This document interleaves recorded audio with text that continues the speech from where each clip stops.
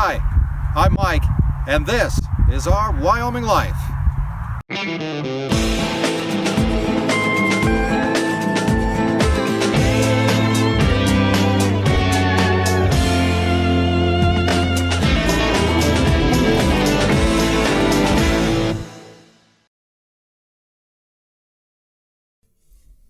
A couple weeks ago, I introduced you to the Moocall, a small device that's strapped to a cow's tail, and it sends you a text when she's in labor and ready to have a calf. We brought in Bambi, a pet cow that was bottle raised as a result of her mom dying during birth, into the corral, and because she was bottle raised, she was very friendly and she made for a great test subject. We put the Moocall device on her and powered it up. After that, it was just a matter of waiting for a text, which we got plenty of. As it turns out, there's a trick to putting the Moocall on your cow. Too tight, and you get false alarms. And too loose, and she'll get it off and leave it laying in the dirt. I can tell you that the folks at Moocall have great customer service, and they're not going to stop until you get the hang of putting this thing on. You want the Moocall working for you, not the other way around. Each alert I got, I would check Bambi out. But just like the Moocall manual says, it's not a substitute for actively checking your cows yourself. So every few hours, I would poke my head in the corral and check on Bambi, as well as Adie and Gunther.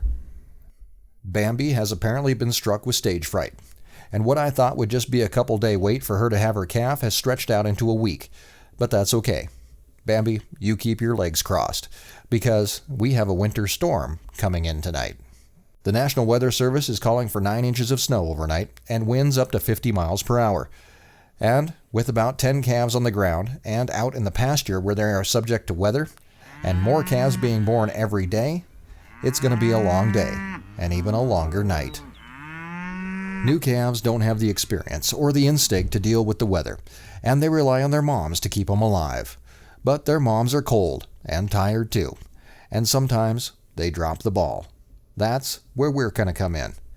First, we're going to get some straw out for the cows and put it in the windbreaks.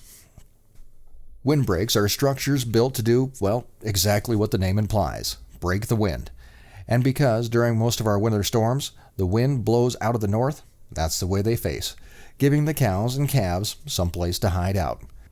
Putting straw in them adds a layer of insulation, and it's kind of like the continental breakfast at the Hilton. It gives mom incentive to bring them in.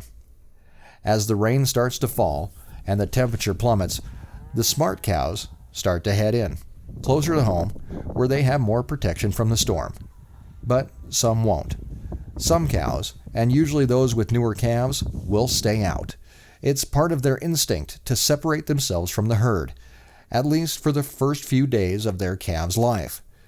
They do this to move away from more dominant cows that might disturb the bonding process between them and their calf.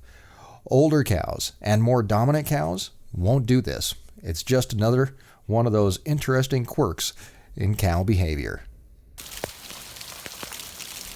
Rain quickly turns to snow, and although some of the cows find the windbreaks and use the straw to keep their calves warm, others don't. And it's the cows that don't take their calves into the windbreaks that we really need to keep an eye on tonight.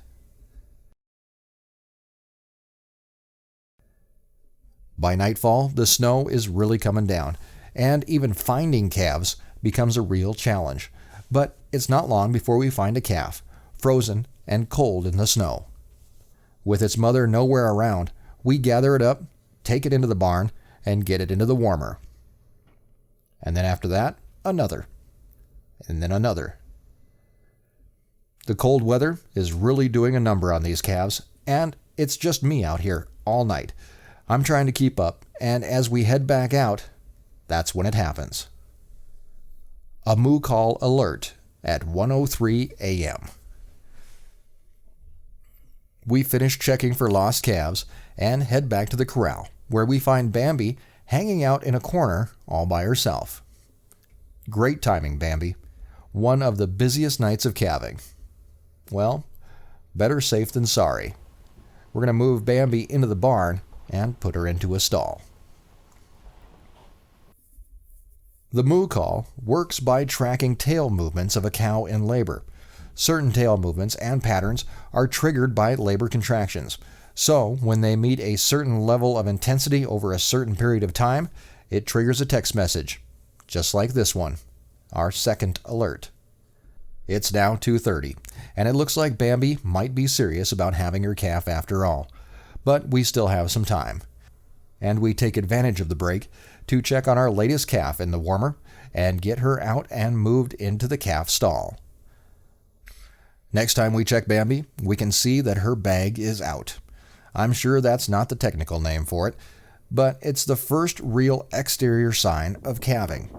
Usually, when a water bag comes out, we only give a cow about a couple hours to have her calf.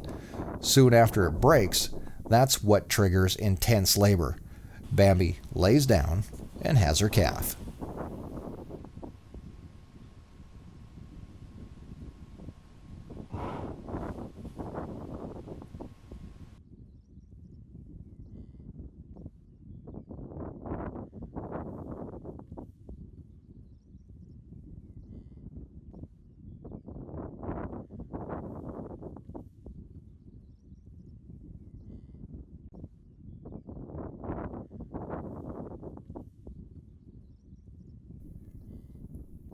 Afterward, she takes a little break for herself. I wouldn't know, of course, but it does look like a lot of hard work. And soon, the maternal instinct kicks in, and she's up and cleaning off her calf, beginning the bonding process.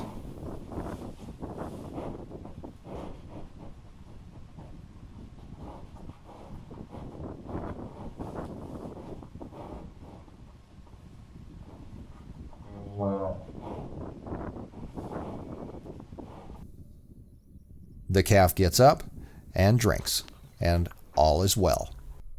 It's 5:15 a.m., and I can finally go get an hour's worth of sleep. But I'll be back up to survey the aftermath of the storm right after sunrise. The calves that we brought into the barn last night to keep warm can now be reunited with their moms. And we check all the cows, who have now found the windbreaks. Mackenzie wakes up to the good news and is soon out in the barn, bonding with Bambi's calf as well, which she named Princess Bliss. Princess Bliss. She begins her life on the ranch, and thanks to Moocall. Really, I mean it. Thanks to Moocall, we had Princess Bliss without any complications or problems. I was so busy that I hadn't checked Bambi all night. She could have had her calf in the snow or the wet ground, which could have really caused some major problems for her in her first few hours of life. I was out and picking up freezing calves all night, getting them in the warmer, and I probably would have never noticed that Bambi had her calf until morning. And by then, it could have been too late.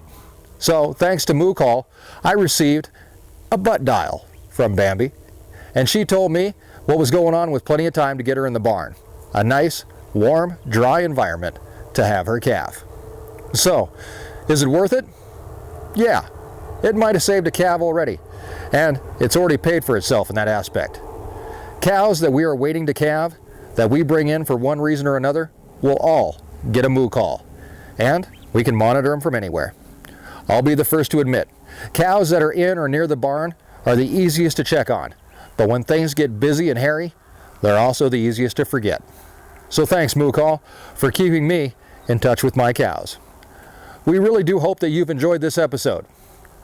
I'm going to get some rest, but I hope that you subscribe, like, and comment, and don't forget to turn on your notifications so you make sure that you don't miss an episode. I'm going to ask you to take an extra minute this week and find us on Facebook at Our Wyoming Life. Erin posts stuff on Facebook that isn't available anywhere else. You can track calving through the week and see what we're up to. So take the extra time as a favor to me and like us and follow us on Facebook. Have a great week, and thanks for joining us in Our Wyoming Life.